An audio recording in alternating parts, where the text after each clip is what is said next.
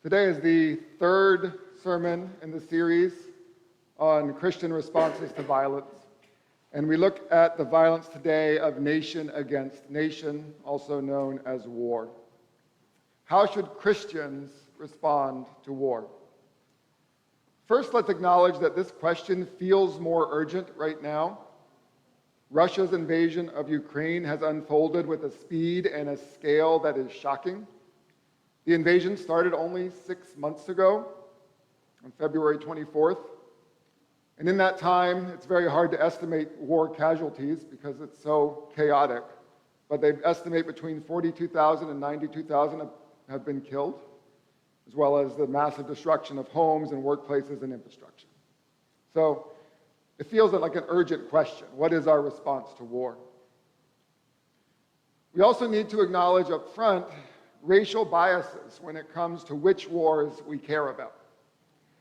Most of us are paying very little attention, for instance, to the ongoing conflict in Myanmar, conflict that probably includes genocide. We may know there's a civil war going on in Yemen, but maybe not that 20 to 30,000 people were killed last year. Most of us would not even know that there's a civil war called the Tigray War in Ethiopia, with at least 300,000 people killed since 2018. We tend to be less concerned when brown-skinned people are killing each other around the world, unless they do so in a way that threatens the natural resources that we want from their countries. Our righteous defense of life and human rights is very selective. Yet beyond the racial biases that draw our attention to Ukraine, there are serious political consequences for that war that are scary. The international community allowed Russia to take over Ukraine and march into Kiev. There's reasonable questions of whether they would stop there. We might say, oh, that's unlikely, but most people said it was unlikely they would invade Ukraine in the first place.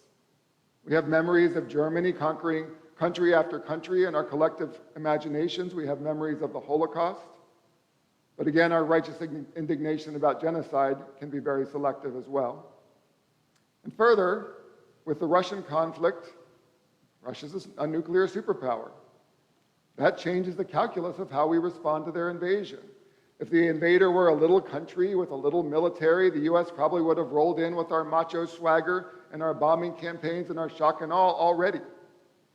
Our tempered response to Russia reveals that the supposed righteousness with which he entered Iraq, for instance, was not really about the rightness of the cause, but just about our ability to pummel a smaller country and how we wanted what they had. And so with Russia, we have suddenly found restraint. We're still doing things to support Ukraine. We're selling them weapons and we're training, but not too much to draw us into that full war with Russia.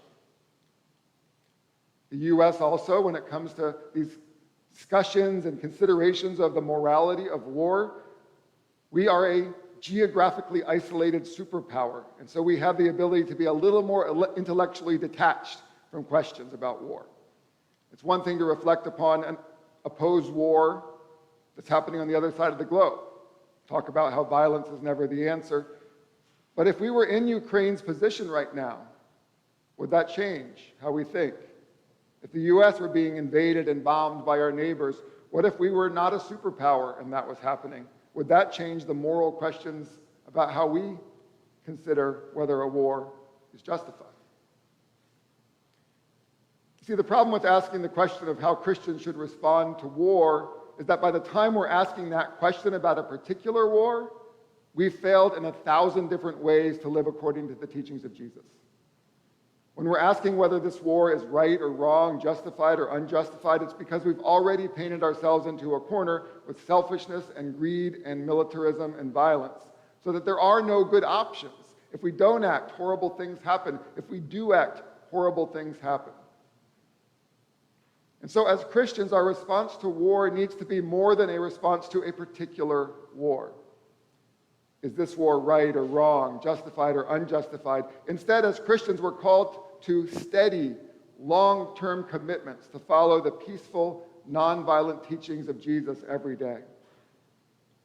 When we think about nonviolence in the teachings of Jesus, we go to that passage we read from the Sermon on the Mount. In that summary of his teachings, we're told, turn the other cheek, go the extra mile, give away not one coat but two. What we often fail to realize is that these well-known phrases are not just platitudes.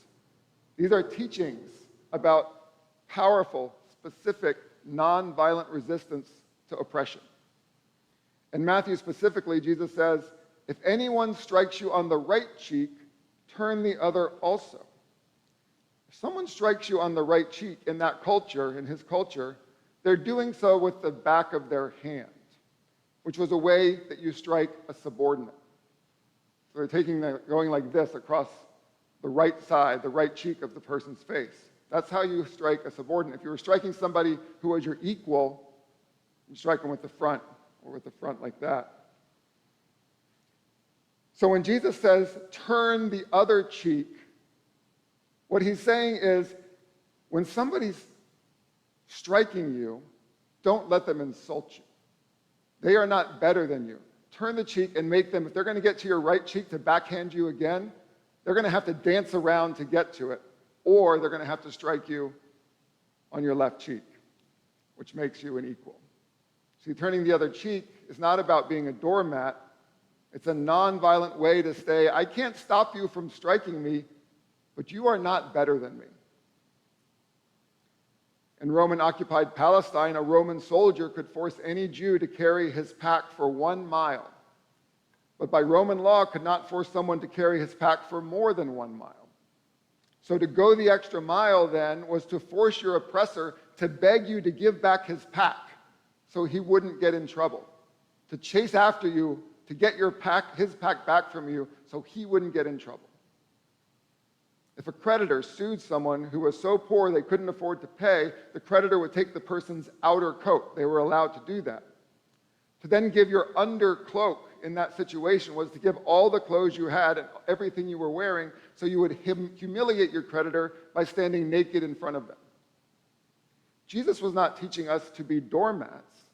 Christian nonviolent resistance is a powerful tool of the oppressed used to stand tall against their oppressors and shame them for their behavior.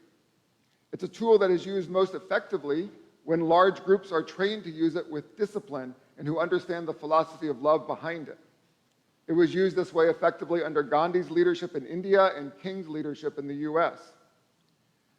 If we are not studying and practicing everyday nonviolent resistance to oppression, if intentional, disciplined nonviolence is not part of our everyday Christian practice, we're never going to have a truly Christian response to questions of war, where the stakes are so high and the pressure to fall in line is so great. The reason we're left floundering and fretting about when our leaders come to us beating the drums of war is because we haven't really studied and practiced Christian nonviolence in the first place. We don't have the foundation we need to answer questions about what a Christian response should look like because we haven't practiced it. The inspiring young author Adrienne Marie Brown talks about how the design of the universe is based on fractals. Fractals are those phenomena, those repeating patterns that start small and they grow outward, repeating themselves in larger and larger magnitude. Fractals are what make galaxies look like flowers. Fractals are what make a tree look like the blood vessels of our lung, which look like a river delta. Adrienne Marie Brown says that our actions also have a fractal quality. They start small, but if we can follow disciplined practices of love and nonviolence in small parts of our lives, in our families, in our communities, in our church, those practices divide and repeat and grow and create beautiful structures of peace and love in the world.